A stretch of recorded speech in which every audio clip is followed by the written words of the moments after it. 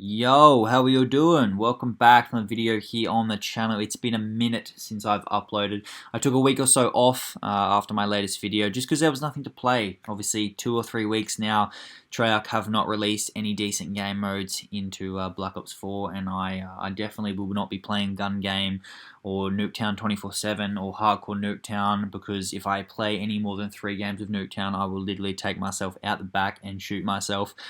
It gets me way too frustrated. So I've been playing a lot of Warzone, a lot of multiplayer, and I've been enjoying it, but it does make me cherish how fast-paced and how good Black Ops 4 is. So it is annoying that they don't update it, but fingers crossed the rumors are true and we get Stockpile. It's not great, but at least it's something. Hopefully I can get some videos on it. Also, Warzone Season 4 is releasing this week, so hopefully I can stream for you guys and get some videos on that. But in today's video, we have a special one for you. You guys seem to enjoy my latest how to get nuke videos. It got 10k likes, and you guys, the feedback on it was crazy. You really seemed to enjoy it.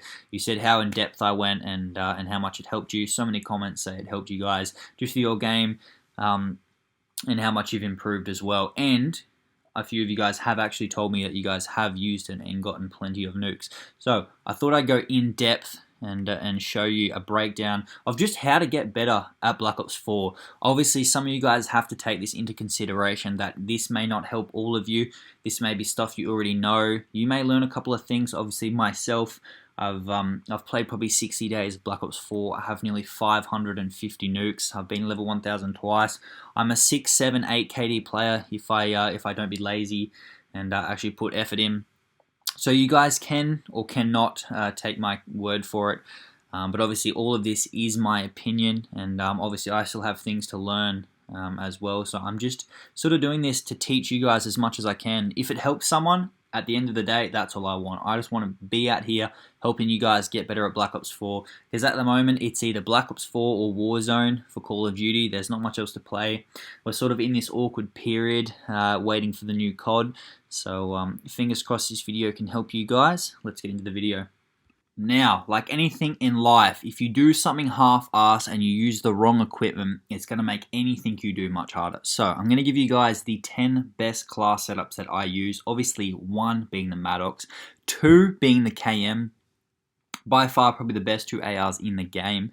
And when you take Call of Duty to that next perspective, having the top tier guns will improve your gameplay. Someone like myself, I've mastered using these guns.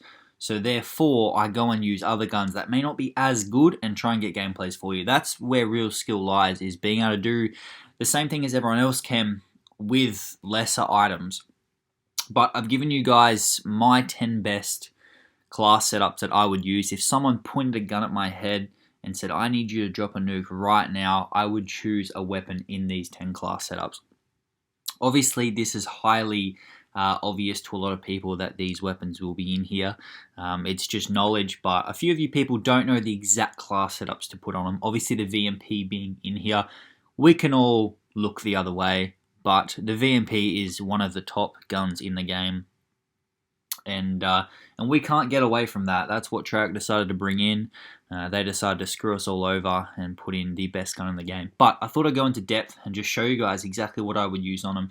And fingers crossed you guys can use this, because a lot of people, they use the wrong sights, they use the wrong perks, they use the wrong attachments, and it changes your game. If you do not know what equipment to use in life, it will hinder you. You need to go out into the field with the best possible class setup you can to achieve your maximum capacity at Call of Duty. You need to be at the top of your game and use the best stuff, so fingers crossed these things can help you.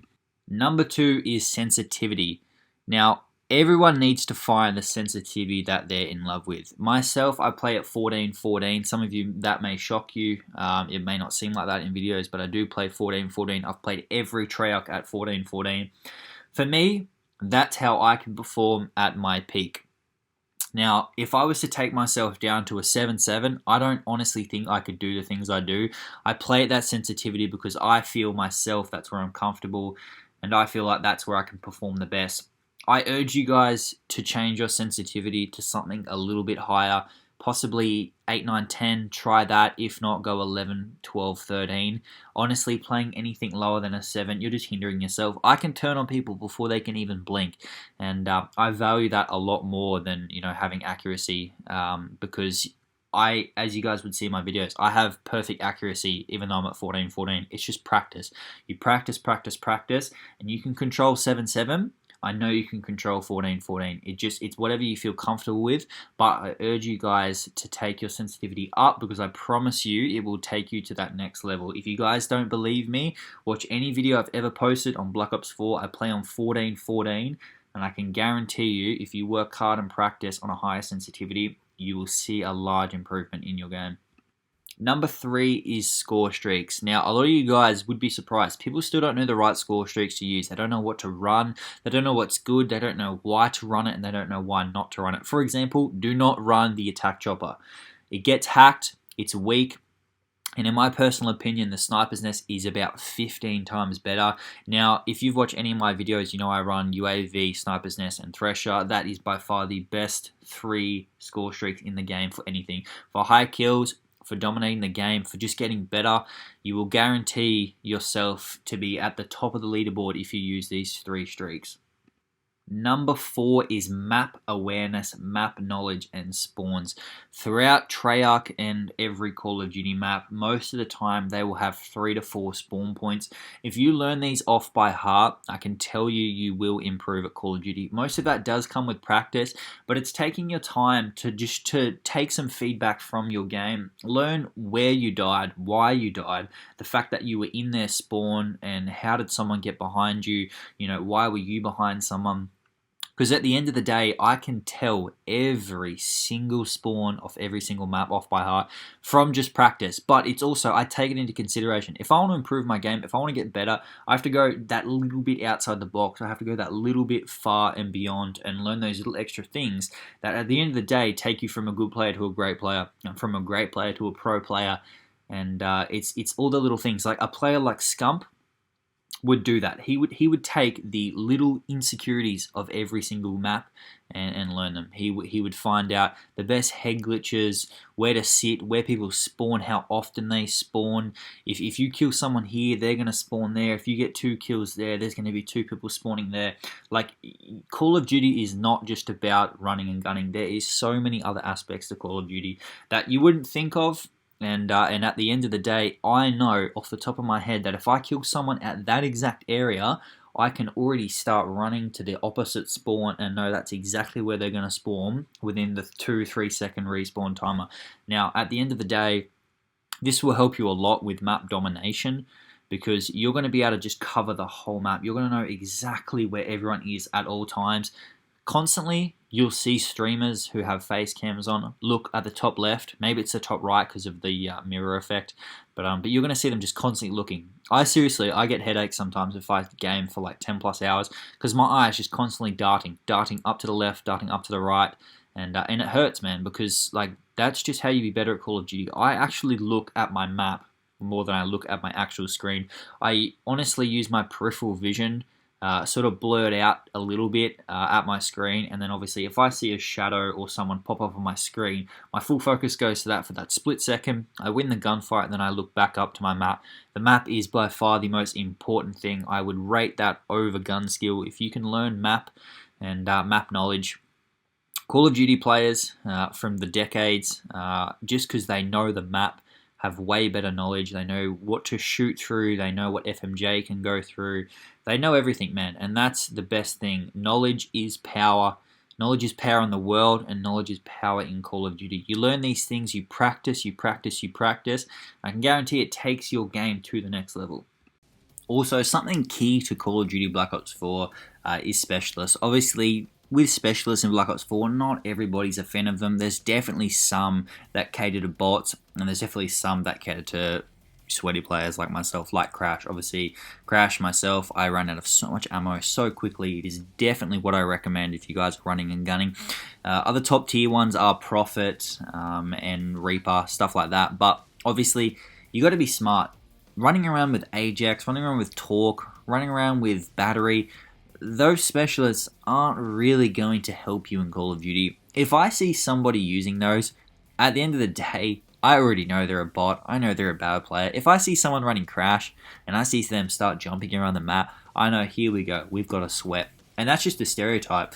And you can't do anything about that. It's just what Call of Duty Black Ops 4 has been stereotyped to. But also, using the right guns for the right maps. You're not going to take a Sorg into Icebreaker. You're not going to take an LMG into Slums. You got to know what guns to use. It's really important. Obviously, in Slums, if you're running around with an AR, you're already sort of hindering yourself compared to someone with an SMG. And then if you're running around with an LMG, you're hindering yourself even more compared to someone who is using an SMG. So something that is really important is knowing what specialists to use and what are overpowered, and also knowing the right gun for the right map. You would be surprised how many people use stupid weapons on the maps that you shouldn't, just because they think the gun's good. It may be good, but it's definitely not good on that map. I'm going to show you guys the simple difference of a head glitch and how much it can help you during the game. If you run around like a headless chook straight in the middle, you're going to get gunned. It's going to be a guaranteed kill for your enemy. But if you play smart, if you narrow down the angle, you cut off the view that the enemy has, and you play the head glitch, you're guaranteed to win the gunfight 99% of the time. It seems obvious to most people, but a lot of people run around like headless chickens. They run in the middle of the view, and they don't use their surroundings to their advantage. Right now, most of this concrete is FMJ proof, meaning it won't shoot through it. So you're guaranteed to get the kill if you just play the head glitch. It seems like a bitch thing to do, but at the end of the day, you're winning the gunfight and they're not. Something so basic is how you guys approach gunfights. Now, a lot of the time, this is what I come up against, is bots will literally just walk out into the map, into a gunfight, just not moving. They'll literally just toggle down, absolutely no difference. But when you approach the gunfight, jumping, erratic movement, sliding, changing the angles, making it impossible for people with aim assist on to track you, and that's literally how you win 95% of your gunfights. You add in movement that is extremely hard to track. If you jump, you're raising the hitbox up. You're raising the chest and the headshot up, where they're only hitting your legs and lower body, but also raising your hitbox because you're aiming up and then down, meaning you're hitting their head first, then chest later. So for myself, I jump and slide to win 95% of my gunfights. A lot of the time, Call of Duty is about gun skill, but 100% movement in this game, especially in Treyarch games where they have boost jumping, a lot of fast-paced Call of Duty games. Movement is so key, and if you guys watch pro events, LAN events, anything like that, movement is literally so important. It can hands down win you gunfights.